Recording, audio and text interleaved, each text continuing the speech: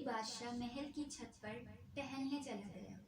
ٹہلتے ٹہلتے اس کی نظر محل کے نزدیک گھر کی چھت پر پڑی، جس پر ایک بہت خوبصورت عورت کپڑے سکھا رہی تھی۔ بادشاہ نے اپنی ایک باندی کو بلا کر پوچھا، کس کی بیوی ہے یہ؟ باندی نے کہا، بادشاہ سلامت، یہ آپ کے غلام فیروز کی بیوی ہے۔ بادشاہ نیچے اترا۔ بادشاہ پر اس عورت کے حسن و جمال کا سحر سا چھا گیا تھا۔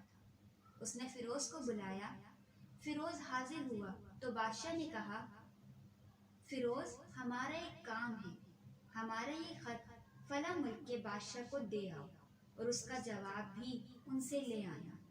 فیروز اس خط کو لے کر گھر واپس آ گیا۔ خط کو اپنے تکیے کے نیچے رکھ دیا، سفر کا سامان تیار کیا، رات گھر میں گزاری اور صبح منزل مقصود پر روانہ ہو گئے، اس بات سے لا علم کہ بادشاہ نے اس کے ساتھ کیا چال چلی۔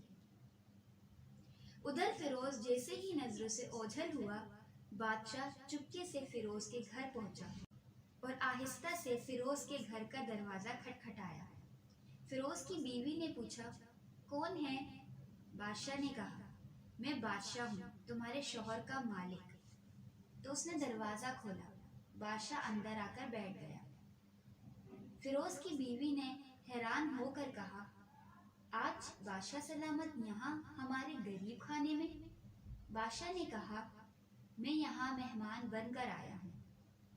فیروز کی بیوی نے بادشاہ کا مطلب سمجھ کر کہا، میں اللہ کی پناہ چاہتی ہوں آپ کے اس طرح آنے سے، جس میں مجھے کوئی خیر نظر نہیں آ رہا۔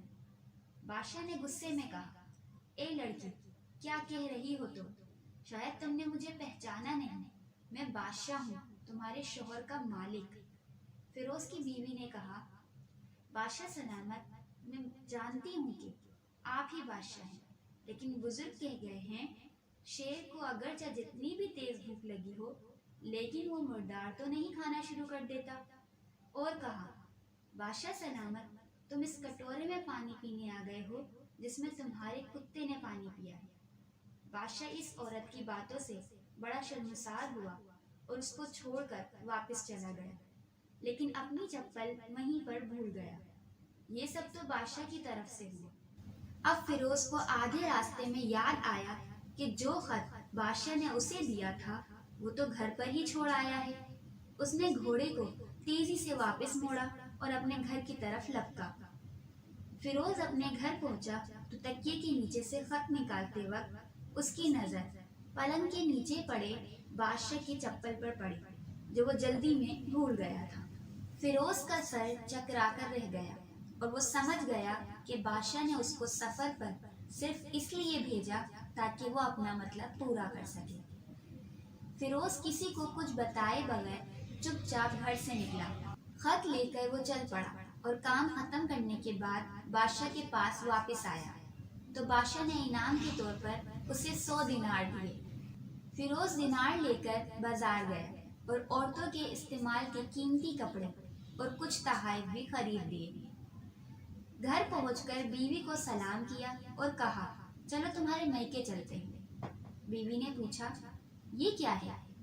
کہا، بادشاہ نے انعام دیا ہے اور میں چاہتا ہوں کہ یہ پہن کر اپنے گھر والوں کو بھی دکھاؤں۔ بیوی، جیسے آپ چاہیں۔ بیوی تیار ہوئی اور اپنے والدین کے گھر اپنے شوہر کے ساتھ روانہ ہوئی۔ داماد اور بیٹی اور ان کے لائے گئے تحائف کو دیکھ کر وہ لوگ بہت خوش ہوئے۔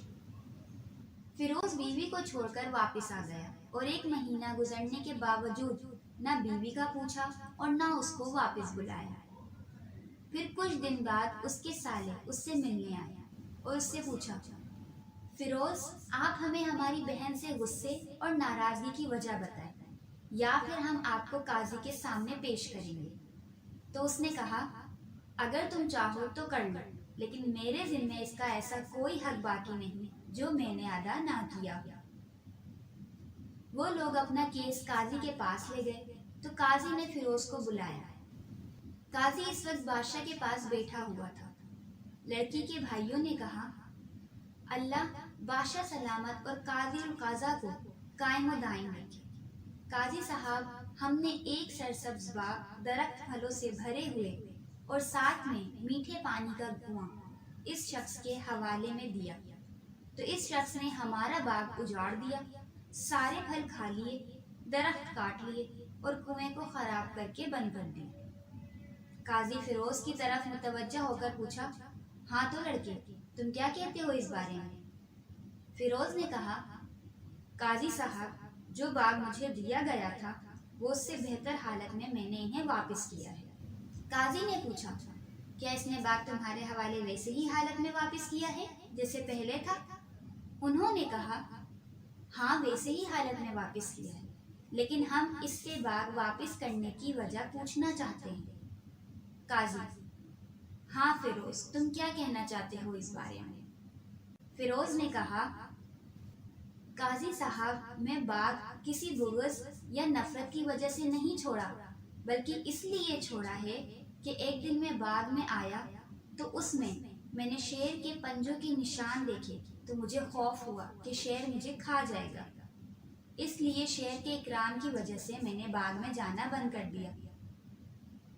بادشاہ جو ٹیک لگائے یہ سب کچھ سن رہا تھا اور اٹھ کر بیٹھ گیا اور کہا، فیروز، اپنے باغ کی طرف امن اور مطمئن ہو کر جاؤ، واللہ اس میں کوئی شک نہیں کہ شیر تمہارے باغ آیا تھا، لیکن وہ وہاں پر نہ تو کوئی اثر چھوڑ سکا، نہ کوئی پتا توڑ سکا اور نہ ہی کوئی پھل کھا سکا۔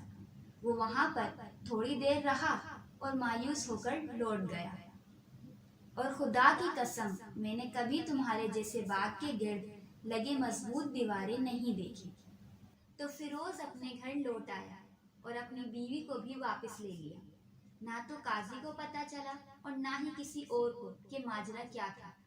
کیا خوب بہتر ہے اپنے اہل و عیال کے راز چھپانا، تاکہ لوگوں کو پتہ نہ چلے، اپنے گھروں کے بھید کسی پر ظاہر نہ ہونے دو۔